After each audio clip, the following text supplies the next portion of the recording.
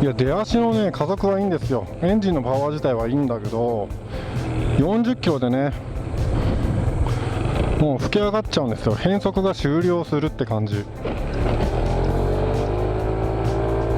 もう30キロぐらいまでは元気に走るんですけどね、もう変速が終わって、あとはもうエンジンの回転数だけ上げて走ってるような感じで、40キロ以上になるともうエンジンがレベルババババババ、こう30キロ道路だから落とさなきゃ。これ多分ベルトとウェイトローラー駆動系見ないとダメですね。エンジンの異音とスピードが出ないっていうのは別問題ですね。乗った感じ、ベルトの摩耗とウェイトローラーあたりが怪しい。異音はねそんなに金属っぽくないんだよな。でベアリングのようなシャーシャーゴーゴーでもない。持病がカムチェーンだから、テンショナーだから、カムチェーンのテンションがダルダルで遊んでガイドを暴れてんのかな。ガイド損傷してなきゃいいけどな。エンジンのパワーがあるから、ピストンシリンダーは全然元気なんでしょうね。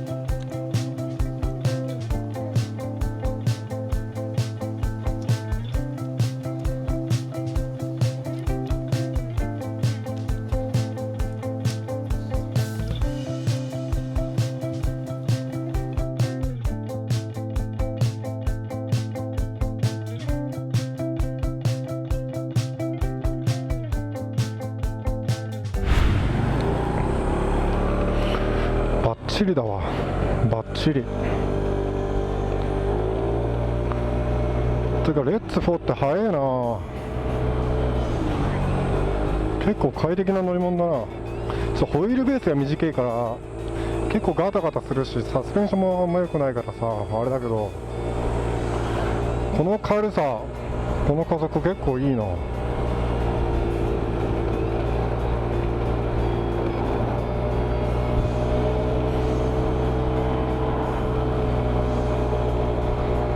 いや、上りでもぐんぐん加速すんじゃん。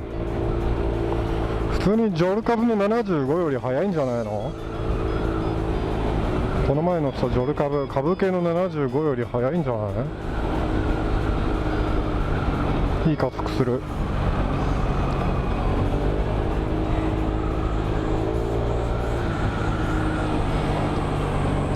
いや、快適だわ。あ、腰痛い。振動が痛いのよ。